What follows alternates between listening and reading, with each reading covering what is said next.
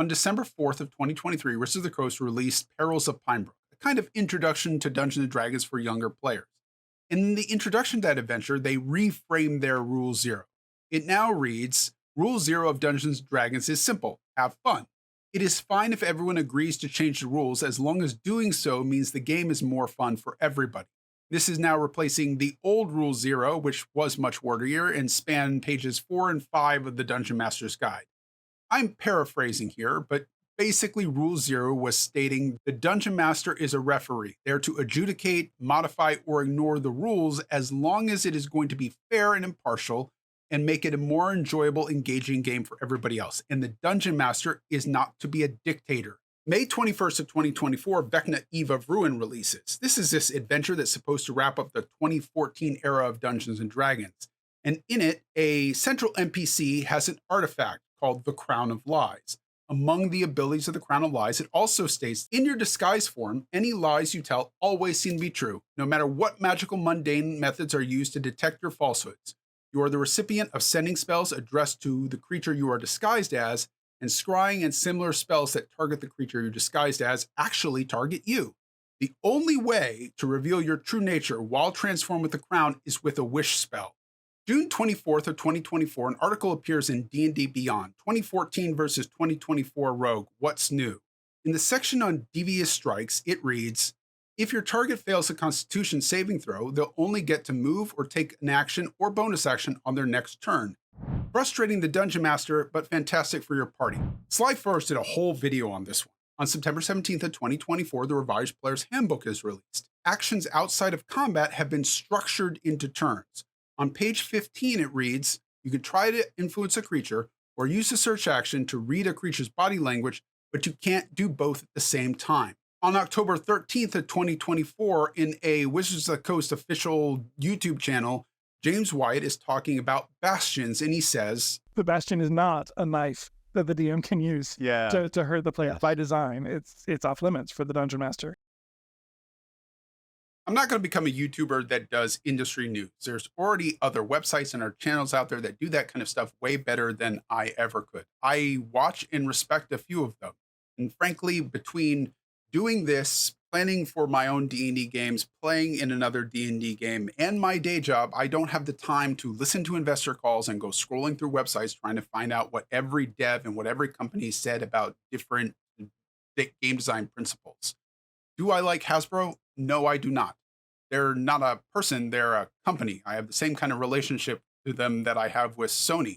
I enjoy PlayStation, I enjoy playing games, but Sony as a company can piss off. I'm talking about this because this is about how DMs run tabletop role-playing games, specifically Dungeons and Dragons, but in general.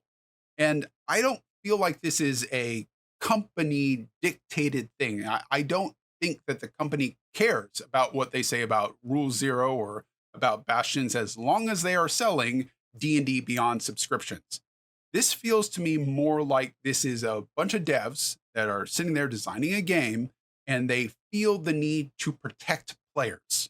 Don't worry, players, we've got your backs against the big mean dungeon masters who are bullying you. And I can kind of understand why they might want to do some of these things. The change in Peril Pinebrook to Rule Zero suggests that they're worried that dungeon masters are vindictive little dictators out there that are trying to control, restrain their players. They're trying to win. And yeah, there are entire YouTube channels dedicated to these horror stories. You can go read them on Reddit. All these things that these dungeon masters do to try to win, to ruin their players' fun. And if I was a designer and I heard some of those horror stories, yeah, I might go, well, what can I do to stop them from doing that? I like this game. I spend my life trying to design something to give other people fun, and somebody's out there ruining it for these people. How can I stop them from doing that? I've been Dungeon Master for 25 years. I have a lot of enjoyment finding ways to make engaging and creative stories for my players to play through. If I didn't care about my players having fun at the table together with all of us, then I could just go play a video game by myself. course, I still play video games. What are you, crazy? Rule Zero was meant to discourage players from becoming rules lawyers and try to argue with the dungeon master to win.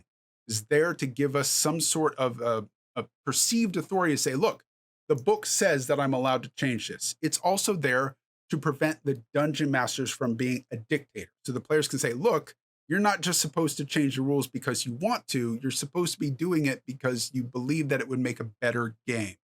By you not putting it in the player's handbook, you are being unhelpful. By changing it to where it's going to be, it needs to be an agreement to everyone, you're actually becoming a hindrance. Not everybody is going to like every change that you have to do. It doesn't mean that it's necessarily bad. Just go watch any sports video where a referee has to make a call that's not enjoyed by the players or by the coach. You don't always like every call that's being made, but if somebody isn't there to be a neutral arbiter, the game just falls apart. The Crown of Lies is railroading straight out. Yeah, you can overcome it with a wish, but per the design, you're starting at level 10. Players don't have wish. WotC wrote it that way to make sure that the adventure would play out the way that they had designed it, to make sure that this couldn't go off rails, because what if a dungeon master doesn't know what to do, or what if it doesn't go the way we planned it? No, can't have that. You gotta pull everything in, which is a shame, because if you do see through the crown, that could make for a really cool version of that story. With a virtual tabletop in the works, if they can streamline the game enough, bring it in, they can script it to run itself like a Final Fantasy game. No dungeon master needed. It took 7 years for Larian Studios to make Baldur's Gate 3, and despite the massive amounts of freedom that that game gives you, there are still things that you can't do. I love old school Final Fantasy games. I grew up on them. I don't see anything wrong with them. These two things can exist at the same time. And the thing that makes Dungeons and Dragons different, what gets people coming back to it, even though they have Final Fantasy games, is that you can go off the rails. And there is a dungeon master that is empowered to make whatever changes they need once you've gone outside of the box. And I've seen Chris Perkins do this on stream. Perkins, would you really want Mercer or Colville sitting over your shoulder going, no, get back in your box. Tell the story the way I designed it, not the way that you want it. Of course not. Then why did you let that fly in a game on which you are one of the designer credits? Structuring everything outside of combat into turn orders tells me that you don't believe that players are fair-minded enough to self-select to do that, to say, look, I'm going to go over there and I'm going to check that chest for traps. Meanwhile, Jennifer, you go check the runes on that door to make sure that that's not going to explode or summon a demon or something. And our ranger over there, Jason, will go try to figure out what all those blood tracks are. What kind of monster is that? Or that the dungeon master is not socially adept enough to say, you've done something. Your character, Galen, is over there doing something. Meanwhile, what would you like your character, Sumire, to be doing?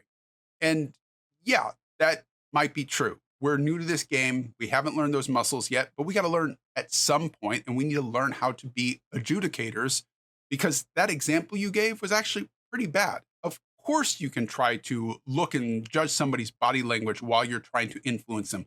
That's how that works. So no, you wouldn't be able to search a cabinet and check what these tracks are, but you would be able to identify body language and tell whether you're ticking this person off while you're trying to influence them. We need a chance to figure out how those things should work in a storytelling sense, rather than have you structure them for us because you're trying to protect us from ourselves. There are people that make tons of Dungeons and Dragons characters that are never going to be played, whether it's because they're populating their own imaginary world, or it's just fun for them to test out new builds. It's just a way for them to engage with Dungeons and Dragons while they're not able to sit at the table with a bunch of friends. And Bastions give them another way to do that, as Todd Kendrick flat out says. This also gives me something to do in between games. Yeah.